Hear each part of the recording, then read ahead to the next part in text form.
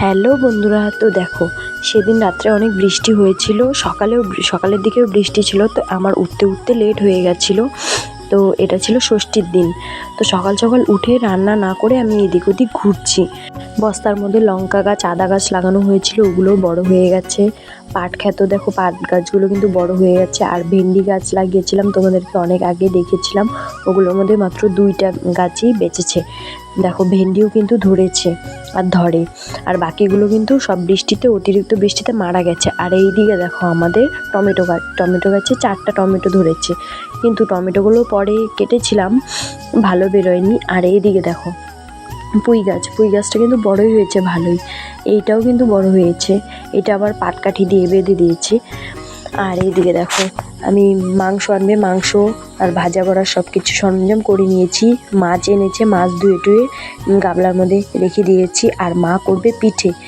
তো এদিকে আম এনেছে, এই কটা আম আগেরই ছিল, আগের দিন পিসিরা এসেছিল। আর এই দেখো এই কটা নিয়ে এসেছে শ্বশুরবাড়ি, মানে তোমাদের দাদাভাই শ্বশুরবাড়ি নিয়ে যাবে বলে। তো পিসা লটকা এনেছিল, তো লটকা আমি কিন্তু একটাও খাইনি, আমার ভাল লাগে না। আমাদের ওই বাবার বাড়ির গাছে কিন্তু অনেক থাকে। তো দিদাকে ওই কটা দিয়ে দিয়েছি, আর 3-4টা রেখে দিয়েছি। আর দেখতে পারলে বদিদের বাড়ি থেকে ধনিয়া পাতা নিয়ে এসেছিলো, আগের দিন বাবা গিয়েছিল। আর এই যে থালা বাটিগুলো বের করে রাখলাম আমি, এগুলোতে খাবার সাজাবো। তো এই যে থালাগুলো দেখছো না, এগুলো আমি মেলা থেকে কিনেছিলাম। এগুলো আমি শিবরাত্রি মেলা থেকে কিনেছিলাম আমার নিজের টাকা জমিয়ে।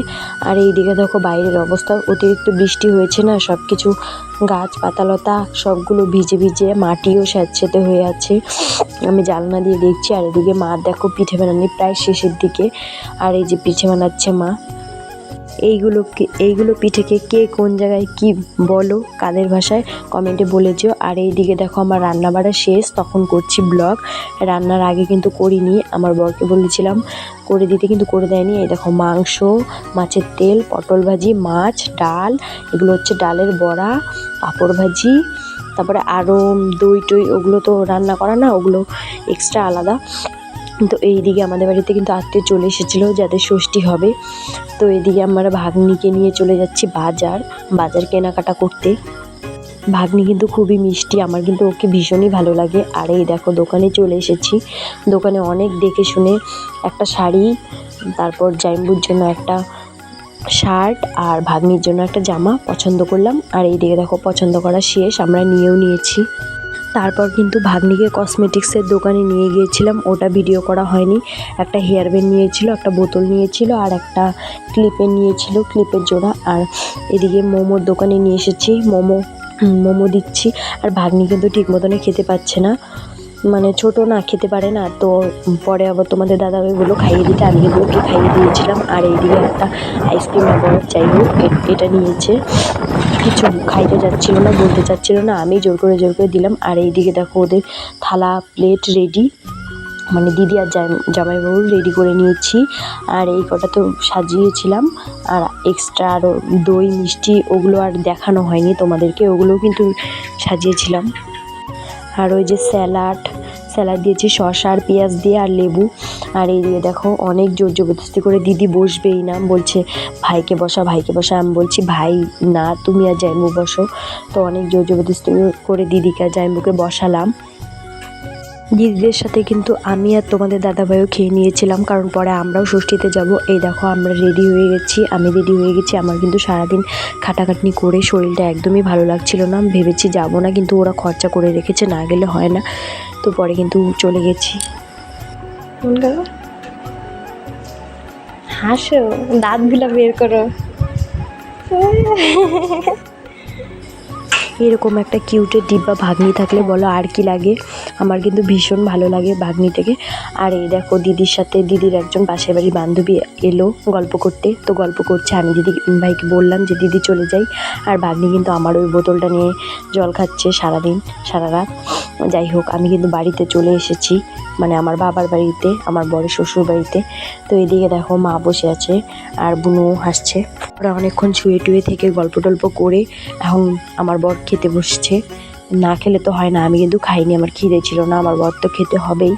তো এইদিকে আমার বোন আবার সুন্দর করে সাজিয়ে দিয়েছে, আমার মা সাজাতে পারে না। তো যেগুলো দিয়ে রান্না করেছিল, বেশি একটা রান্না করেনি, 2 তরকারি, ওগুলো দিয়ে কিন্তু সাজিয়েছে। আর আমাদের মধ্যে কিন্তু ষষ্ঠী পুজো হয়, কিন্তু এইবারটা আর হলো না, কারণ এইবার দাদু মারা গেছে, 1 বছর হয়নি, বছরন্তী হয়নি। তো দেখো রেডি করে নিয়েছে খাবার, কিন্তু আমার বর কিন্তু এত কিছু খাবেই না, শুধু এক তরকারি দিয়ে খাবে, শুধু ছবি তোলার জন্য জাস্ট। এত কিছু অত সুন্দর করে সাজানো। বুনু কিন্তু ছবি তুলছে, দেখো ও কিন্তু হাসছে। তুমি যেখানেই যাও শান্তির সুখ কিন্তু একমাত্র তোমার বাবার বাড়িতেই। কাজ করো বা না করে কোনো যায় আসে না, ল্যাদ খেয়ে শুয়ে থাকো, বাবা মা সেই ঠিক করেই নেবে। বোন আছে, বোন করেই নেবে না, বুঝবে। তো এইদিকে দেখো খেতে খেতে কিন্তু অনেক কয়বার লাইন চলে গেছিলো। তো লাইন চলে গেছিলো, আকাশও দেখো কীরকম ঝিলকাচ্ছে, প্রচুর পরিমাণে ভারী বৃষ্টি নেমেছে। তাও চার্জারের একটা লাইট ছিল দেখে, লাইটের জন্য কিন্তু আমার বর খেতে পেরেছে। বর খেয়ে তারপর বাবা বসেছিল, আর বুনু জল পড়ছিল দেখে বারে বারে মোছামুছি করছে।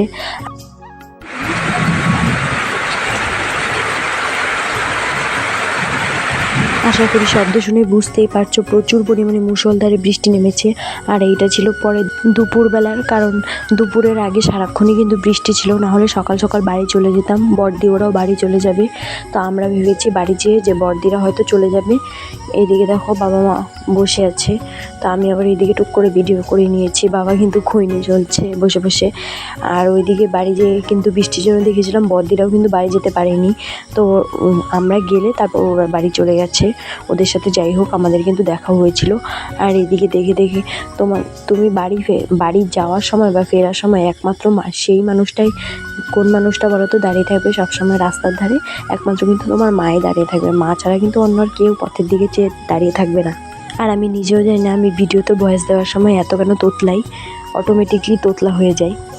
আর এইদিকে দেখো আমি চলে যাচ্ছি, আর মা কিন্তু পথের সামনে দাঁড়িয়ে আছে, মানে ওদেরও মন খারাপ লাগে। আর এদিকে যাওয়ার সময় দেখেছি বীরকুটি নদীর জল কিন্তু প্রচুর পরিমাণে বেড়েছে, রাস্তায় প্রচুর মানুষ মাছ ধরছিল। তো আজকের ব্লগটা কিন্তু এই পর্যন্তই, ভালো